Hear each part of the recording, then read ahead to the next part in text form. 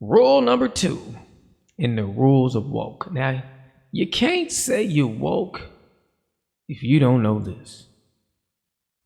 If you see anybody pushing gun control, they are not woke. I don't care what some late night talk show host says.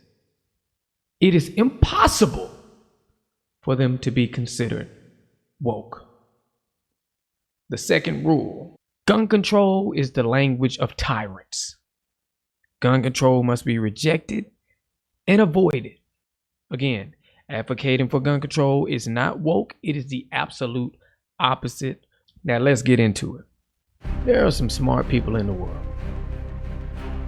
I would say some of the smarter people are the ones who go to the Davos meetings and the Bilderberg's meetings because they have an advantage. They got the money, so they're not out here fighting day to day on, oh, I need this money so I can buy me some food. Oh, I need this money so I can pay the rent. They can focus on other things. They have a major advantage. And then a lot of that money comes from previous things that their family did. Okay, so then they're able to think. But when they open their mouth and they start saying stuff like the gun control debate, I go, wait a minute. Why are these people who should be so intelligent saying something so stupid? Something is not right. Oh yeah, I'm back everything up I'm saying, but then I come to the understanding that, wait a minute. This is what Adam Weishaupt was talking about when he said, do you realize sufficiently what it means to rule? To rule in a secret society? Not only over the lesser or more important of the populace, but over the best of men. Over men of all ranks, nations, and religions. To rule without external force, to unite them indissolubly, to breathe one spirit and soul into them, men distributed over all parts of the world? I don't know what it means to rule there, Adam, but I sure know what it looked like when these people are all acting into one, because it's so out of place. For example, Zbigniew Brzezinski. He says comments like, we cannot leap into world government through one quick step. The precondition for eventual and genuine globalization is progressive regionalization, because by that we move toward larger, more stable, more cooperative units. So they're all talking like this. We saw in the last video, that's what they were pushing for. And these new and old major powers face still yet another novel reality, in some respects unprecedented. And it is that while the lethality of their power is greater than ever, their capacity to impose control over the politically awakened masses of the world is at a historical low. I once put it rather pungently, and I was flattered that the British Foreign Secretary repeated this, as follows. Namely, in earlier times, it was easier to control 1 million people, literally. It was easier to control 1 million people than physically to kill 1 million people. Today, it is infinitely easier to kill 1 million people than to control 1 million people. It is easier to kill than to control. And of course, that bears directly on the use of force, particularly by societies that are culturally alien over other societies. And see, that's some weird stuff that man just said. You're not gonna come to me saying, oh, you're being conspiratorial or any of that stupid old stuff. This ain't no regular old person we talking about. This is a co-founder of the Trilateral Commission, former U.S. National Security Advisor, permanent member of the Council on Foreign Relations, continuous influencer of puppet presidents. So Dr. Brzezinski, I can't say enough about his contribution to our country. Here's somebody who helped to shape Camp David and bring about a lasting peace between Israel and some of its neighbors. Somebody who has over decades trained some of the most prominent foreign policy specialists, not just in the Democratic Party, but has trained a number who ended up in the Republican Party as well. He is one of our most outstanding scholars, one of our most outstanding thinkers. He has proven to be an outstanding friend and somebody who I've learned an immense amount from. And for him to support me in this campaign and then be willing to come out here to Iowa is a testimony to his generosity. So if everybody could please give Dr. Brzezinski another round of applause. And look at all these Council on Foreign Relations people in the Obama administration. Just all up in there. All up in there. And don't think this is just something on the left. It's on the right too. It don't matter. What you need to understand is these Council on Foreign Relations people, these Trilateral Commission people, these Yale people working with this agenda. What is the agenda? Well, let's ask Mr. Cole, who was under the Obama administration.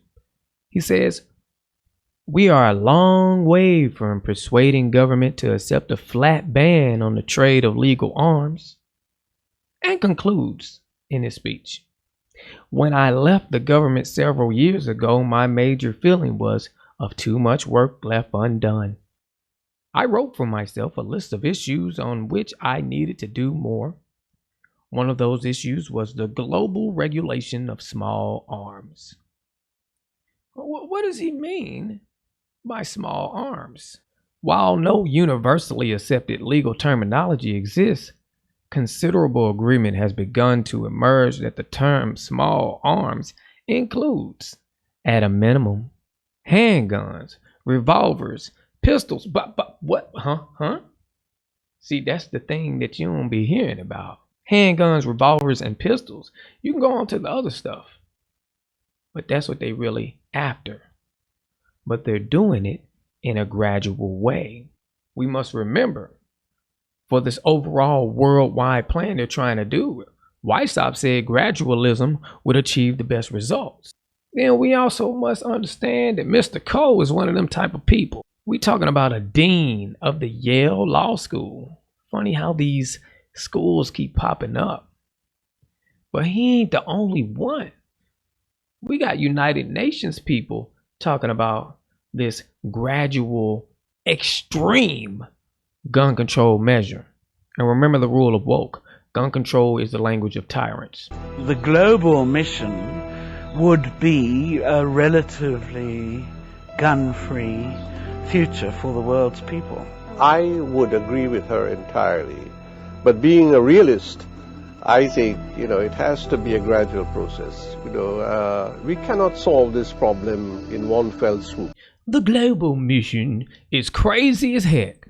Now, America is a very special country. The most heavily armed country in the world. And that is due to the Second Amendment. It reads, a well-regulated militia being necessary to the security of a free state, the right of the people to keep and bear arms shall not be infringed. Again, the right of the people to bear arms. We talking about the right of the people. Always understand that point. It's about the people, and that bearing of arms shall not be infringed. This is not just for some white man in the mountains, as they try to paint it. This is for every single American, and it is a matter of individual safety. That is the first example. Meaning, 10 out of 10 criminals would prefer their victims to be unarmed. All of the logic in the world would tell you that. It would make their job easier if you didn't have a gun.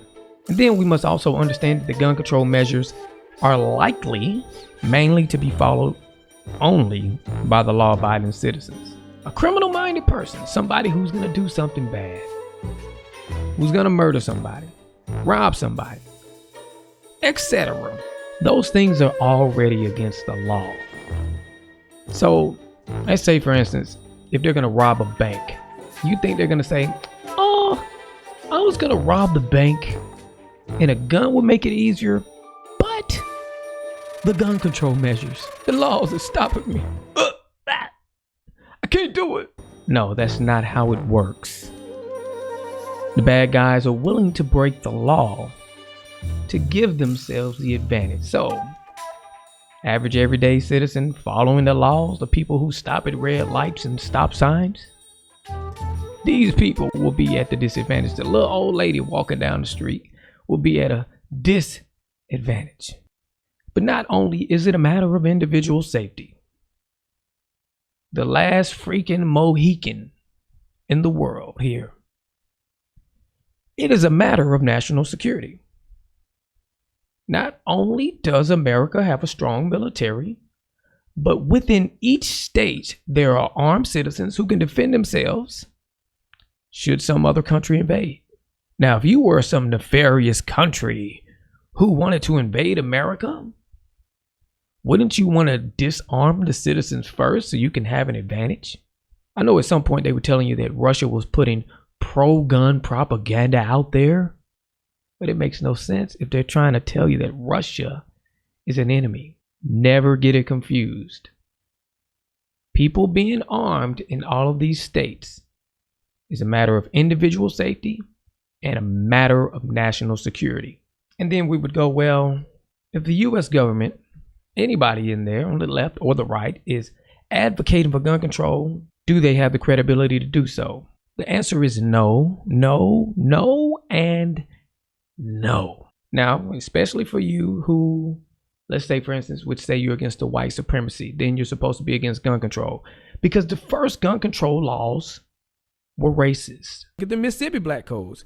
Be it enacted that no freedman, free Negro, or mulatto, not in the military service of the United States government, and not licensed so to do by the board of police of his or her county, shall keep or carry firearms of any kind, or any ammunition, dirk or bowie knife, and on conviction thereof in the county court shall be punished by fine, not exceeding $10, and pay the cost of such proceedings, and all such arms or ammunition shall be forfeited to the informer.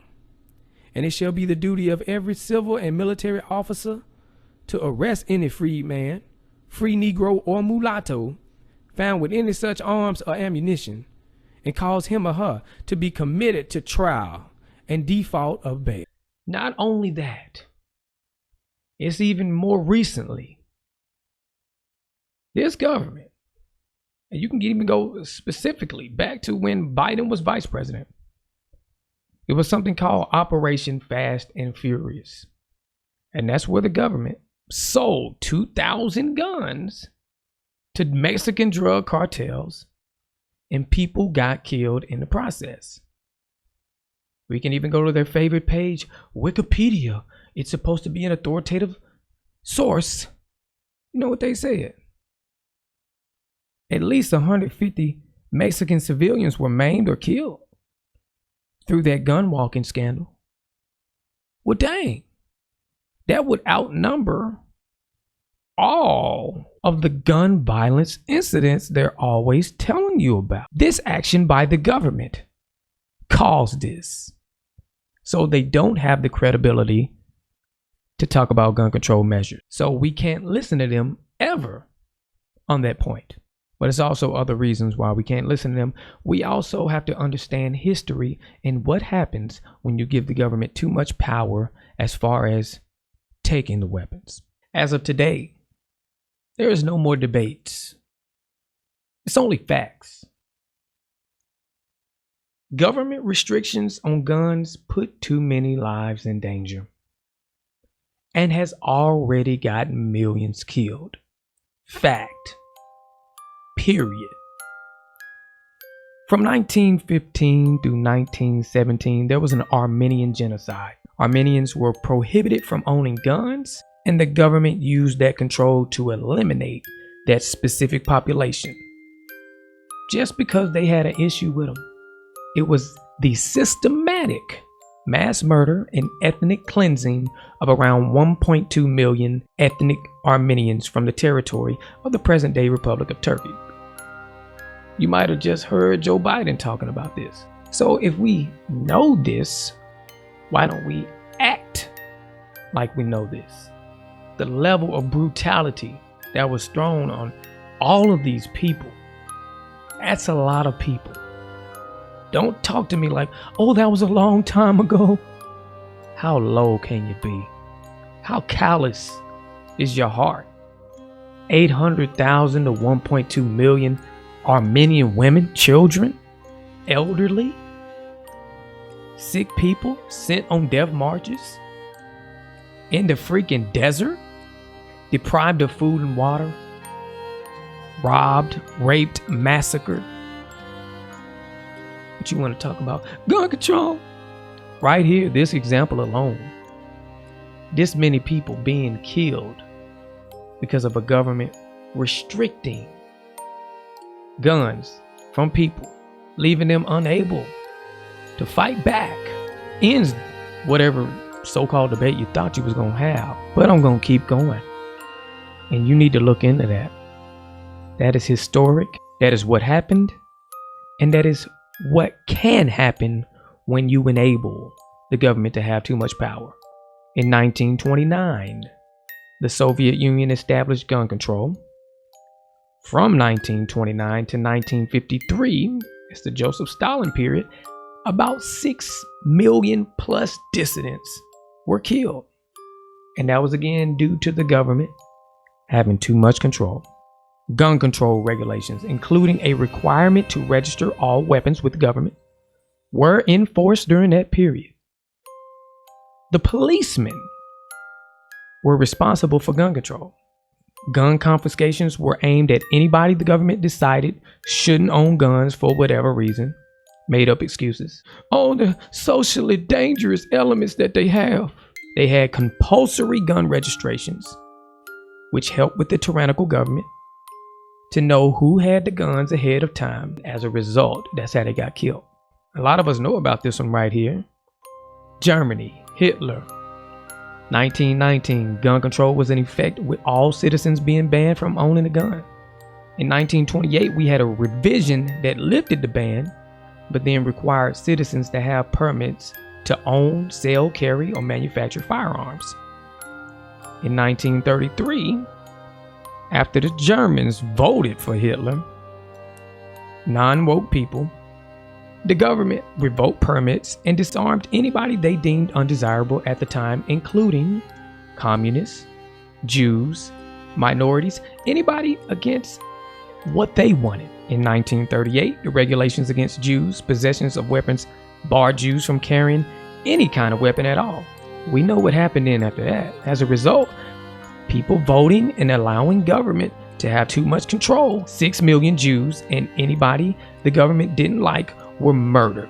History is sick, but it continues. It's not just isolated in one little area. We can go to Mao Zedong, the man behind the biggest mass murder in the history of the world, with over 45 million people killed. This is the same guy who said every communist must grasp the truth. Political power grows out of the barrel of a gun. Our principle is that the party commands the gun, and the gun must never be allowed to command the party. From 1958 to 1962, as a result of the government laws during the Great Leap Forward, between 2 to 3 million people were tortured to death. And China has some of the strictest gun control laws in the world. And you're thinking I'm making up the 45 million people getting killed, but the news say this as well. Mao's Great Leap Forward killed 45 million people in 4 years. Isn't that significant? Shouldn't that be brought up? Shouldn't that be understood? It's almost as if they don't want us to remember this, but they want us to look at this from Reuters. Chinese paper says U.S. should learn from China. Restrict guns and protect rights. How is it weird to listen to them when 45 million people were killed under them? Talking about some gun ownership in China is strictly regulated, which helps reduce gun-related crimes and death. Joker, 45 million people dead. You can never even think about talking about gun control without a normal sane person just going, Joker, just leave. We look at Guatemala. Over 100,000 indigenous Mayans were systematically killed or forcibly disappeared by their tyrannical government from 1960 to 1996. Yeah, that recent. They were unarmed due to the government having regulations, making it very expensive and hard to obtain firearm permits. We keep going. From 1971 to 1979, 300,000 Christians were systematically killed in Uganda. And you see, right before he got in, there was a nationwide ban on firearms. They reinstated the 1955 gun law, where you needed a permit to own guns and meet the proof of fitness. But most of the guns were already taken, which allowed that to happen to those 300,000 people. And then we get from 1975 and 1977, under the leadership of Communist Party General Secretary Pol Pot, we get the systematic persecution and killing of 1 to 2 million Cambodians. That was enabled through gun control. They already had the restrictions from 1920 and 1938 requiring licensings of firearms and limited them to hunters. But we look at this quote from the Small Arms Survey. It shows on the first days of the genocide, they took the guns. The Khmer Rouge regime eliminated the previous elite, and in the process effectively ended private gun ownership. Memoirs of the time provided accounts of how Khmer Rouge cadres confiscated firearms along with watches, motorbikes, foreign currencies during the first days of the takeover of power. All private firearms were moved from private ownership into the stockpiles of the regime. People without access to the higher levels of the political cadre of the Khmer Rouge, whether previously part of the urban elite or rural population, had no access to private firearms during this time. And shockingly enough, we get an article in the Voice of America. And if you don't know what that is an American international broadcaster funded by the United States Congress. It is the largest and oldest U.S. funded international broadcaster. And here it's saying this on Wiki. Shut up! Wikipedia. And what they're saying on here is Cambodians trying to give advice. Remember China was giving advice?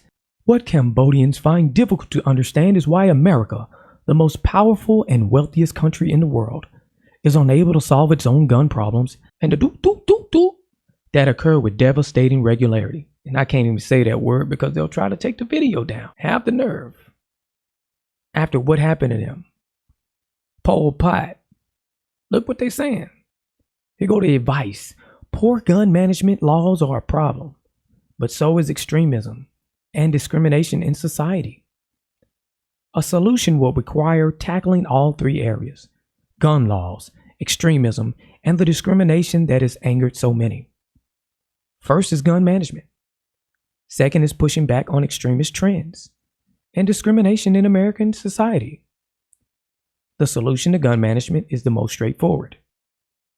If federal governments or state governments in the U.S. cannot manage gun ownership effectively, then people should not be allowed to carry guns. The new U.S. government should endorse a high standard of gun law and should not allow the people to buy or stock guns at home or carry with themselves. A dang lesson from Cambodia on a media outlet funded by the U.S. Congress.